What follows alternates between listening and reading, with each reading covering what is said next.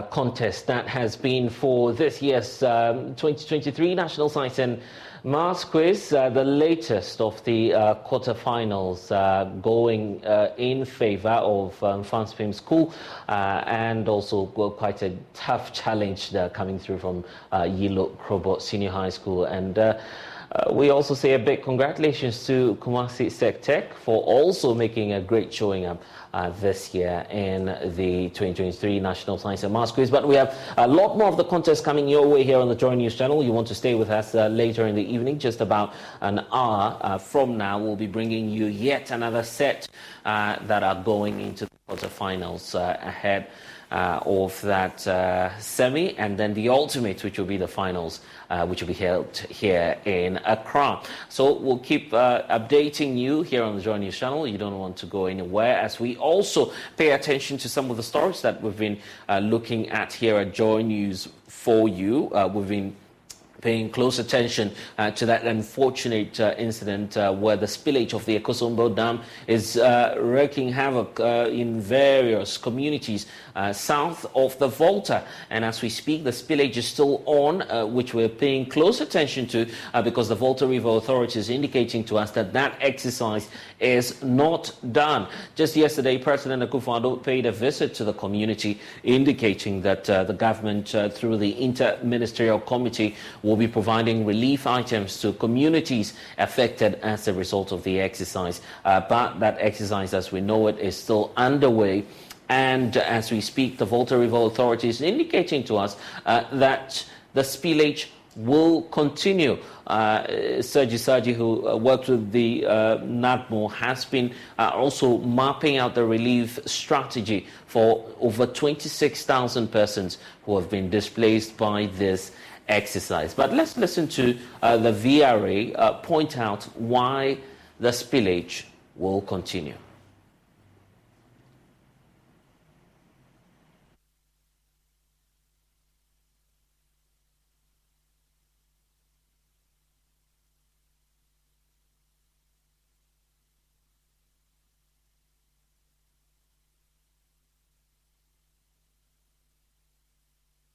The level was 277.29 feet. That is the level that we recorded. I'm sure another data will come in around 2 o'clock to know whether it's increasing or not. So we normally collect the levels 3 times a day to make sure we are tracking the level in the dam. So it appears that for the past 3 days, we are seeing some reduction in the inflow of water. Give us figures. Yes, for the past, I'll say 4 days, we started around 380 plus thousand cubic feet. We came to 360. Yesterday it was 342, and today is 286,000 cubic feet of water. And the rise as of today was 0.05. Yesterday it was 0.1. A day prior was 0.02. A day prior was 0.04. So per our data, we know that from mid-October to the end of October, the water has to recede, and it's tracking that. So there's a bit of comfort and confidence that, look, our data is really coming to play, that the inflows reduce, and the amount of the rise of the dam will also reduce, so at least we can safeguard the dam and don't topple the dam. But one would ask, why are you still spilling if the inflow appears to be reducing? Okay, as I said, the rise is 0.05. We are spilling 185. The inflow was 200, and today was 286. So in there, there's about 100,000 cubic feet. That gave us 0.05. If I should stop the spilling, then I'm going to go to 0.01. I have a room of only 0.21 feet to reach the maximum operating level of the dam. And I can't risk that one. So if I should close the gate within 2 days, I'll achieve that level. Then what will happen? I have to open all the 12 gates to make sure I sustain that 0.7. I sustain the 2.77.5. For me not to do that, I have to maintain the split till I see negative rise of the lake. If it's negative, right, I know that at least the inflow and the outflow, they are not matching. So I can start reducing the gate opening to give a bit of relief down. stream, of which I think per the data we are getting there. Finally, we are told that the VRA has set up a fund. Tell us about that fund. We are a state agency, and as a state agency, we work through the government. And with this situation that we have in hand, we have to make sure the people affected are relieved of all the stress that are going through.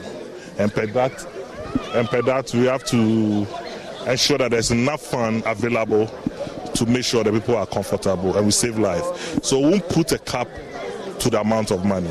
All that we want is that the people who are affected should have a bit of relief and comfort. That is our main priority, is the life of the people. That's the indication we're getting from the Volta River Authority on what the next steps are, opening a relief fund that will aim at supporting persons who have been displaced as a result of this exercise. It's a good time to bring in now Richard Kumado, who's a security consultant, as there are increasing calls for the declaration of a national emergency. Richard, it's good to have you with us. The Assemblies of God Church is the first to lead that exercise, donating some relief items, but yet calling on government and the president to consider declaring a state of emergency, looking at the sheer number of individuals who are being displaced as a result of this exercise. 26,000 at the last count. The numbers or the figures might go up. And VRA is still indicating to us that they will continue the spillage, which means that the effect will be more in the coming days. First of all, taking a look at all that's happened, is this the time for the president to consider the declaration of the state of emergency in that part of the country? I think the dam is a sensitive national installation, and those who manage some of these installations will need to be circumspect at all times. Their decisions will have to be prudent, and it shouldn't be an aftermath before they'll be asking the president to detect what has happened, the damage that has happened, to declare the state of emergency. If you listen to the statistics given by the man, I think they are aware of what is happening. What they fail to do is to pick up the early warning sign. And if they had picked the early warning sign, which is an opportunity they missed, they would have educated the affected communities on time. They would have put in a preventive measure that would minimize the effect of whatever we are seeing today, and that would have included the funding at that particular time. And so to that extent, the effect has been very drastic, and I will support any relief agency or relief items that will leverage the pain of the people. Blessed, in situations such as this, what we could have done or what we need to do going forward is to do a proper and a quick safety and security risk assessment in order to know what is likely to happen in the next 10 to 15 days minimum and into about 3 months maximum. And that way, it feeds into the national declaration of a disaster management plan or a fund that will take care of the people, because the levels of effect are drastic and it affects on dimensional levels that you cannot pinpoint one area to say you are predominantly giving one category of funding or one category of help to certain people and the other people. It has to be scientifically measured and it has to be holistically performed. And I want us to listen to the president once more, because the president has also been speaking for the very first time ever since this national disaster occurred. The president giving assurances that all of the relief items will be provided, and that through the Ministry of Finance and the Inter-Ministerial Committee, some relief items, more of them might get to the Mepa community and its environs. So I want us to listen to the president, and I'll have your take on that. Apart from what NADMO is doing, we have also to think about the future. I'm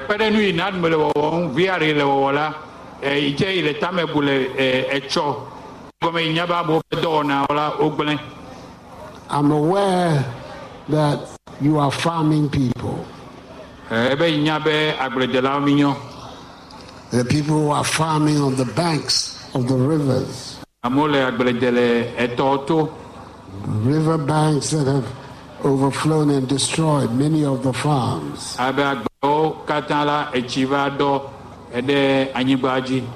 One of the things that the Ministry of Agriculture, the Ministry of Finance, and the Office of the President is going to be working with the District Assembly is to decide exactly the nature of the support. The water has gone away to enable you to do the farm. I have a Minister of Finance, Minister of Agri, President of Office, Wajadodo Gome, Benjamin Chie, Kejola, Nukamia Wako, Agredelau, Akpailau.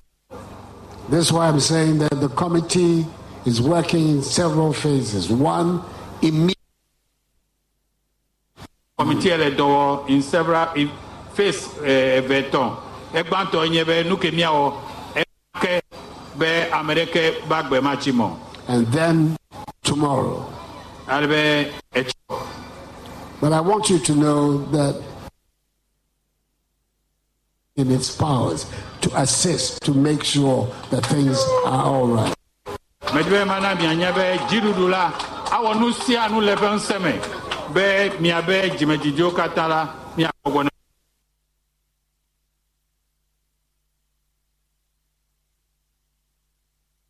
Okay, the assurances there from the president, and we know the rest is history. If you can and mind to comment on the other side of it, because you come from that part of the country, you might also share your opinion. But the president, first of all, giving assurances that this will be dealt with, relief items will coming, and that he's in to help. Do you see that posture from the president? I was a bit disappointed. It's important the president spoke about looking into the future. These are things we could have prevented them in the first place. So looking into the future means that we will need to look at the demarcations again. We will need to be people who plan ahead. Lack of proactive, proper planning is what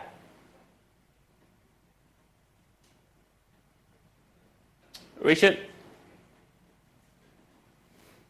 Okay, we seem to have lost Richard Kumaro there, who was just about sharing his thoughts on, the latest comments made by the president. Also, my colleague Carlos Caloni has been to the community today, visiting some health centers, because as we speak, the Ghana Medical Association is set to deploy its team of doctors and medical professionals into the community, owing to the fear and warning, several ones, of course, that there might be an outbreak of cholera possibly within the community. Carlos Caloni has been to some hospitals as well, looking at the aspect of how residents are coping in these trying times. This is the clinic set up by the National Disaster Management Organization here at Kizito Senior High School for affected flood victims. So we would want to go inside to look at the facilities that we have here inside the clinic. And so you see they have a place that you can come and sit, and you'll be attended to. We also have some of the affected flood victims here in the clinic who are here to seek medical attention from the officials here. And so I'll be speaking with one of the officials who is actually manning this particular health facility here on the Kizito campus. We are having our clinic here. This is a clinic that mounted by the district health directorate to assist those that are here who cannot go back to the facility to receive a medical care. So we are here to help them. So at this place, we organize CWC, which is weighing, as we normally call it. We give immunization, we do family planning, we do general treatment here, then psychosocial support. We started on Friday, Saturday, and yesterday and today we are here again. Tell us about the numbers. Are they coming, the affected victims on this campus? They wish to come, but majority of them, because most of their health insurance, those who wanted to come, their health insurance has submerged in the water. So they are not able to come. But those that are willing, they are coming. And those that they are supposed to pay, they pay token, not money, token. Because the drug is not a donor drug. It's a drug that the district has bought, so they have to pay so that we can get the money too. pay back and get another. So there's no arrangement for those who have misplaced their national health insurance card? For now, I may say no, because we cannot take the decision on our own because we have authorities. So they have to come in and give us the directive before we can comply. Without that, we can't do anything on our own. Okay, so what are the numbers since Friday up to now? How many people have you recorded coming to this clinic so far? About 10 for now, from Friday to today. Okay. A number of residents have misplaced their health insurance cards in the flood waters, and so that becomes a challenge for them to seek help from this clinic which has been set up here. I'm told that this nurse also has that challenge, so she's going to share her experience with us. So how devastating was the flood to you personally? Personally, I feel scared as around 10 o'clock. I was staying close to a big dam, and that was the major area that the water is supposed to pass. So around 9:10, then we suspect that the water is coming closer. So before we realize, then it's almost closer to my door. So I have no option than to call our district health director. So immediately he makes sure the pickup from the health directorate came and packed my things to a safer place, and I moved. They make sure they get accommodation for us for now, and my colleagues are here to join me. So for now I'm with my friend at the moment, but since health is an issue, so I supposed to stay and take care of and help my sister for us to run this clinic before others to join us soon. Which means personally you have been affected psychologically, but you also want to assist others who have been affected. So you decided to spend your time, instead of looking at your things, to be here to support others. So that volatile piece, she is a victim of the flood, and she's also a nurse. But because of the situation, she has decided to, as a matter of fact, support others who are equally or who have equally been affected. This baby was delivered few days to the flood, and she has been displaced also. And because of that, the baby has been brought to this particular clinic here, and she has been receiving treatment and medical attention from staff here at this clinic. And as you can see, there are some medications here for those who may need it, as part of arrangement put together by the district health directorates to ensure that flood victims actually get medical attention. And so that is the situation from Kizito. Reporting from Kizito, my name is Carlos Caloni for Joy News. Well, the National Disaster Management Organization says it is continuing with relief efforts to ensure that some displaced residents within the Mepe community and its environs access more relief items. Seji Saji is a deputy director for NADMO. The three districts, the three-town districts are the highest hit. North Town is the hardest hit, followed by Central Town. Then we have South Town. But we have safe havens only in North Town and Central Town. As for South Town, all the people affected in the communities have moved to stay with their relatives and friends. We have close to 2,500, 600 at Central Town. We have more than 3,000 people in North Town. North Town has about 9 safe havens, and Central Town, they are currently having 3 safe havens. But in both North Town and Central Town, they also displaced people who are living with friends and families too, as well in other communities. So all put together, all the 3 highest hit districts, what are the numbers? Well, we've recorded over 9,000 for North Town, over 6,000 for Central Town, close to 4,000 for South Town. But in all the 8 districts, including Shai, Osudoku, Esujaman, Adan, we are getting close to 26,000 as we speak. And we are still getting more people. We do a review of the figures normally in the evening into the next day. Out of this 26,000, what percentage do you have placed in these safe havens? Okay, we have currently more than 6,000 in safe havens across all the districts, because Ada has also started receiving people into their safe havens. Shai Usudoku has close to 700 people also in their safe haven. Which means about 20,000 are out there and not in any of these safe havens. Exactly. We have close to 20,000 completely displaced who are staying with friends and family as we speak. What is the plan for those people? That's what we are working on, and that is the critical challenge. So most of the complaints you hear are the complaints from those who are living with friends and family. We are trying to work through the assembly system, the assemblymen, the NADMO zonal coordinators, to try and reach them with some relief items. Well, we've been tracking the delivery or distribution of some of the relief items within the community. While the Volta River Authority continues to battle the flood situation and continues to spill more water, the National Disaster Management Organization is equally doing its bit and sharing relief items to affected victims. As you can see here in your picture, there are a number of items in here. We have tea roll, and then we have some cooking oil.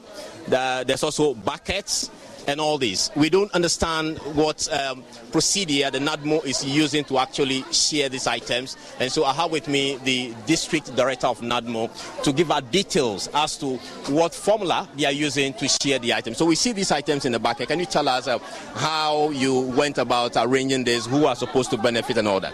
Actually, this North Tongue District NADMO, we actually take data every day. Actually, we receive the relief items from the NADMO and then the VNRA. So per this thing, we cannot distribute the thing actually to just to the populace. So we have decided to move to every room per household so that we can get everybody on board to get at least the food stuff, basin, toilet roll, everything, so that nobody will stay without any relief items. So the explanation is that what we see here is per a household. Is that it? Yeah, per household. Okay, so I see in there 3 toilet papers, yeah, and about 2 buckets and some soft drinks. If a household has about 10 people, how are they going to share this? No, it's more than 10. The soft drink is more than 10. The cup is more than 4. And then every house, we make it up to 20. Every household, we made it up to 20. So if any household is around 6 or 8, we normally find average for those things and give them the food items. So the understanding is that what we see here is for a household of 20 people. Is that the case? At times 6 people, 8 people. It depends. Okay. Because we'll be using the data to share it. We'll be using the data. Maybe some rooms or a household is up to 4, 6, 8, and 20. Okay, so those the distribution is done according to the number of the household. So for how many households do you have at St. Kizito so far? 28. 28. We have 28 households. Yeah. And 28 households in terms of individual numbers. What numbers are we looking at?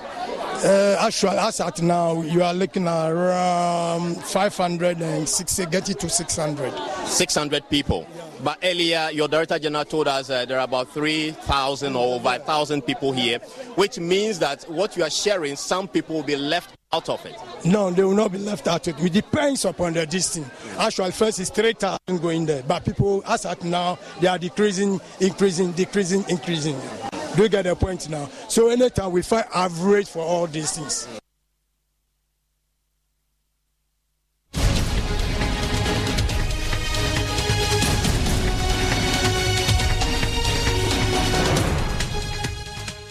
And thanks for staying with us here on the Joy News channel. We're paying attention to the Akosombo Dam Spillage, but now it's a good time to cross over to the Electoral Commission's headquarters, where Samotite, Director of Operations for the Electoral Commission, the Deputy Commissioner actually in charge of operations, addressing the press there on the back of the limited voter registration exercise. We can listen.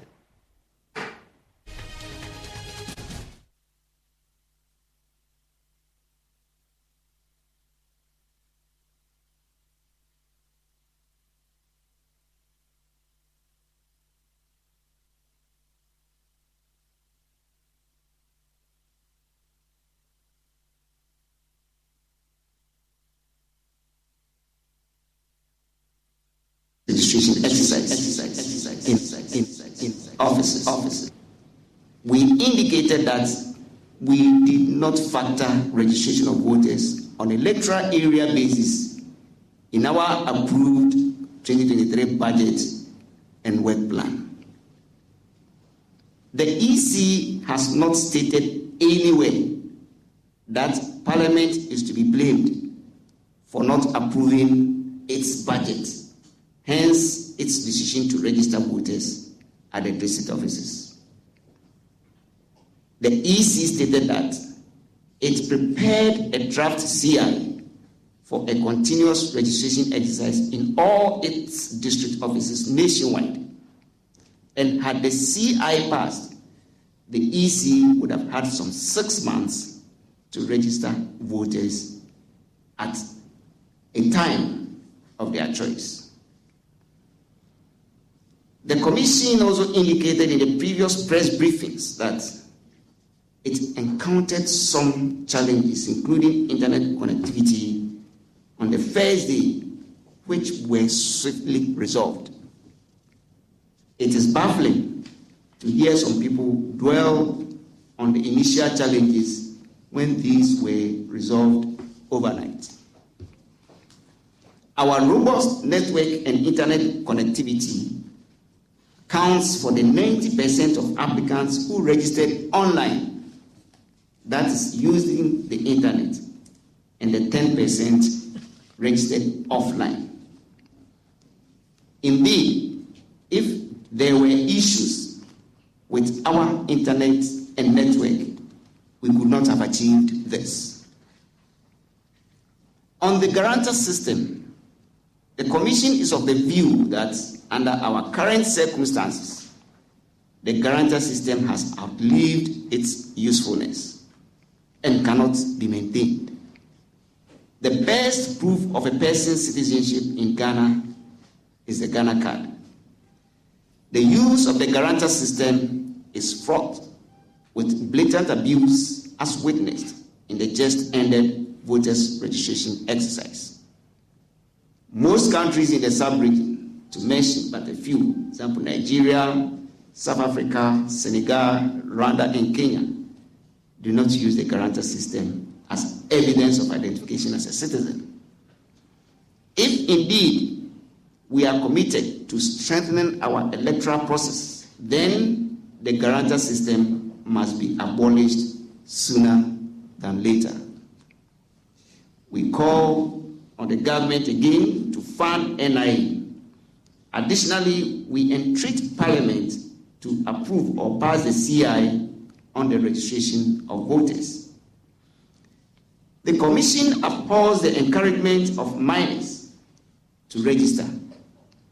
This is a crime.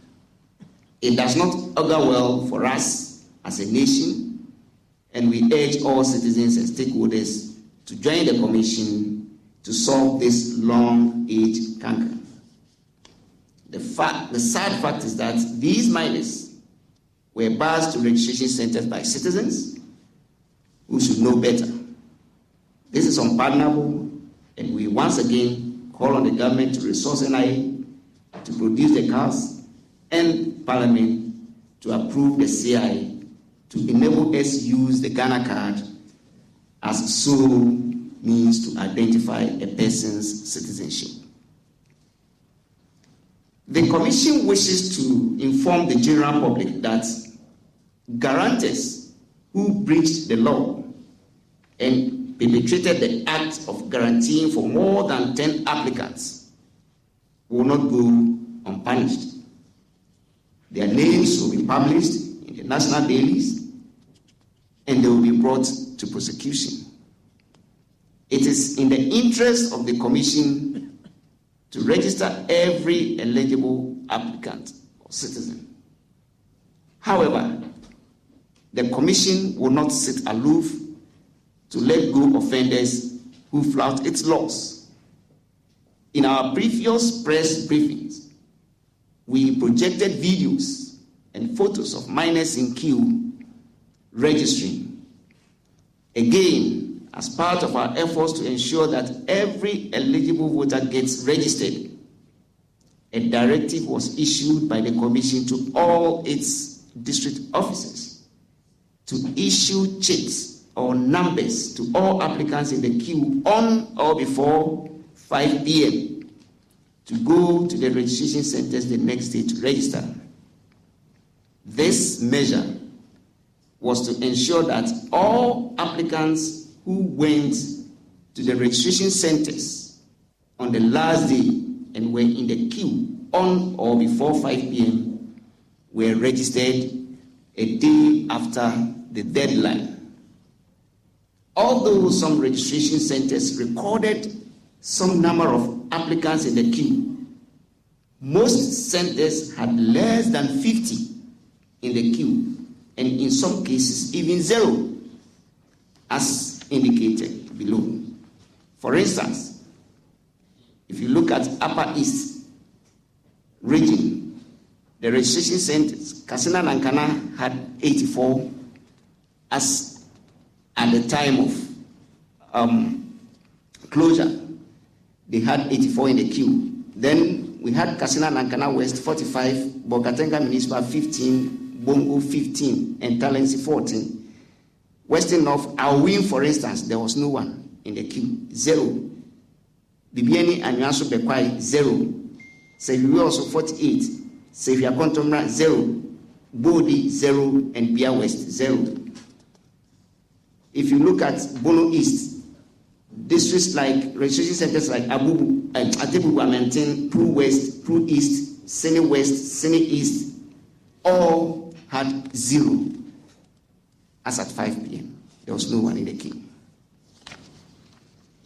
We heard stories in the media about very large numbers of persons remaining in the queue after the last day, and we wish to state that our checks reveal that there were no large numbers as being alleged. In any case, the Commission was successful in registering all persons who were in the queue before 5 p.m., but could not be registered due to the fact that registration ended at 6 p.m. And I wish to state again that they were provided with chits or numbers by district officers and registered the next day. So these are few examples to indicate that not many applicants were in the queue as reported in some quarters of the media. The Commission also wishes to inform the general public that it has started replacing the ID cards for voters in the Guan district. From Tuesday, 3rd October to Thursday, 2nd November, voters are required to go to the district office of the Commission at Likpemat to collect their new voters' ID card. Between 3rd and 9th November 2023, voters in the Guan district will be required to collect their replaced voter ID cards at the exhibition center. After the exhibition exercise, the uncollected voter ID cards will be sent to the district office, and voters are expected to go back to the district office to collect them. This exercise has become necessary because in 2020, voters in the Guan district registered in the Jasikan district. With the creation of the Guan district, their voter ID cards bearing the Jasikan district code have to be changed to reflect the code of the Guan district. Voters in the Guan district are therefore entreated to go to the district office and the exhibition centers during the exhibition period with their old voter ID cards and collect the replaced ones or the new ones. The name, age, sex, ID number of the applicant on the replaced or the new voter's ID card remains the same, except the code of the district, the electoral area, and the polling station. Again, application for transfer of votes for both aspiring candidates and voters started from the 3rd and ended on the 9th of October 2023 at the district offices of the Commission. In all, 105,863 voters applied to transfer their votes to their new residents. In our bid to ensure that voters who have misplaced their voter ID cards are not overburdened, voters no longer have to travel long distances to the bank to pay for the replacement of lost voter ID cards. Applicants for the replacement of lost voter ID cards are to pay 10 cedis through the short code *222*1067#. Applicants are required to show proof of payment at the district office before being taken through the process for the replacement. Applicants shall be issued with a new or reprinted voter ID cards bearing the same details as provided at the time of registration, or, in other words, the same as the lost one. Replacement of lost voter ID cards is currently ongoing at the district offices of the Commission. This exercise started on Tuesday, 3rd October 2023, and voters who have lost their voters' ID cards should take this opportunity to visit any district office of the Commission to have their cards replaced. All applicants requesting for replacement shall be biometrically verified before their voter ID cards is printed for them. As stated earlier, the Commission is very much satisfied with the outcome of the registration exercise. At the end of the 21-day registration exercise, the Commission registered 910,996 persons as against the projected or the estimated 700,000. These are the regional distribution of the registration. Western region had 55,886, representing 6.1%. Western North, 31,483. Central, 85,152. Greater Accra, 124,166. Volta, 55,557. Oti, 26,481. Eastern, 92,780. Ashanti, 148,284. Bono, 31,922. Ahafo, 22,253. Bono East, 39,804.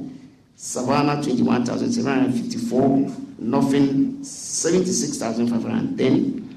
Northeast, 24,667. And Upper East, 43,641. Upper West, 30,656. All adding up to the 910,996. Ashanti region recorded the highest number of registered voters with 16.3%. Savannah region recorded the least number of voters with 2.4%. The challenge cases were 9,720, and this represents 1.1% of the total number of people registered. So these are the regional totals for the challenge cases. Western, 557. Western North, 163. Central, 534. Greater Accra, 1,936. Volta, 1,392. Oti, 276. Eastern, 934. Ashanti, 1,232. Bono, 362. Ahafo, 125. Bono East, 408. Savannah, 326. Northern, 706. Northeast, 14. Upper East, 158. And Upper West, 597. adding up to the 9,720. The pattern of the gender distribution of applicants where males outnumber females that emerged in the beginning of the registration exercise continued to the last day. Male constitute 51.7% of all the registered voters and female 48.3%. Apart from the Northeast and Upper West regions where females outnumber males, in all the remaining regions there are more males registered as voters in this exercise than females. With Western region, male to 29,492, female 26,394. Western North, 16,373 male, and then female 15,110. Central, 43,569 males, 41,583 females. Greater Accra, 64,390 males, and then 59,776 females. Volta, 28,089 males, and then 27,468 females.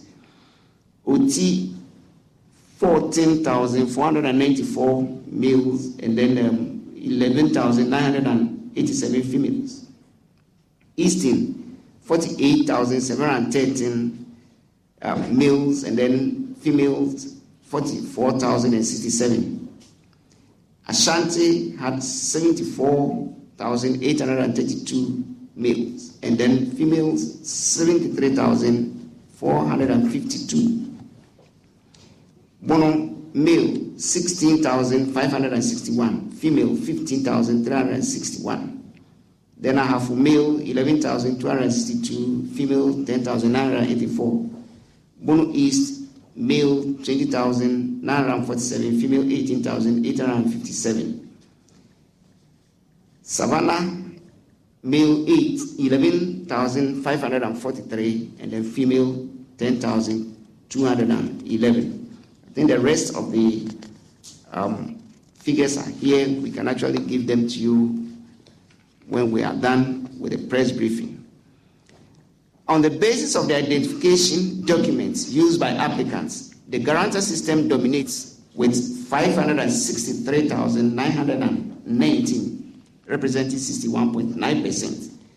This is distantly followed by the Ghana card at 37.8% and passport at 0.3%. The irony is that the 2020 voters register has almost 61% of registered voters using the Ghana card. How we now have the Ghana card representing 37.8% is open to several interpretations. However, the Commission is convinced that the guarantor system has no place in our electoral democracy, and we call on all stakeholders to support the Commission's endeavor to use the Ghana card as the sole identification document for registration. The Commission, as indicated in our earlier engagements with the media, will roll out continuous registration of voters next year, including difficult to reach electoral areas. Each day, people attain 18 years, and the best way of capturing these first-time voters is by continuous registration at our district offices. As much as we would like to undertake long-term continuous voter registration exercise, would depend on whether the CI is passed or not. In the unlikely event where the CI is not passed, we have to undertake a limited registration exercise at the district offices, including difficult to reach electoral areas. Ladies and gentlemen of the media, we encourage all citizens and stakeholders to assist the Commission to uphold the integrity of the voters' register. Thank you.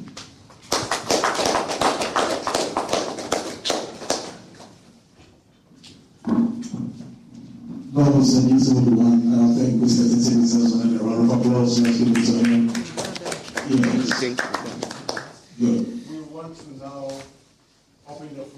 questions?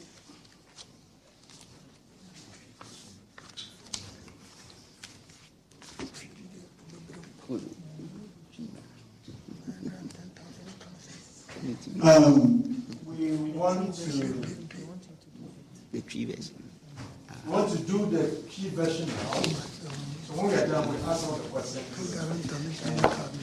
So, yes.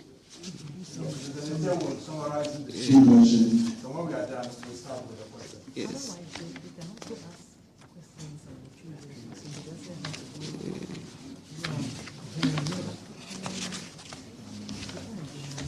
Source of power, adding to your.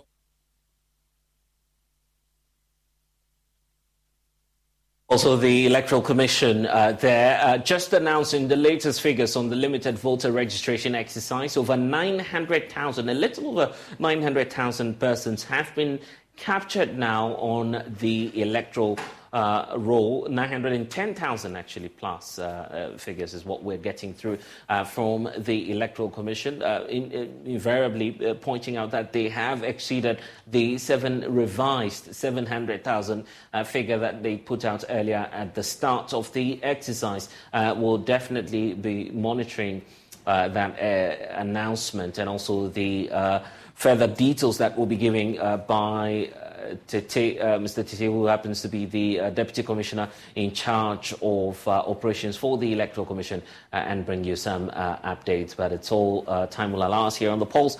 With me, Blessed Sugan. For more news, just log on to myjoyonline.com. We have updates on our stories there for you. But the latest being that the Electoral Commission has registered 910,000 plus individuals now on the limited through the limited voters registration exercise, and there are further details and directives that the EC will be giving. We have all of that captured and will be brought to you here again on the Joy News channel when we bring you Joy News Prime. But that's all we have for you on The Pulse. We'll see you again, and next will be Let's Talk Showbiz. Thereafter, we'll bring you the 2023 National Science and Maths Quiz, which is at its quarter stage level, where many of the schools have been battling it out for the ultimate prize. Just stay with us here on the Joy News channel. We'll be bringing you all of the action. Thanks for watching.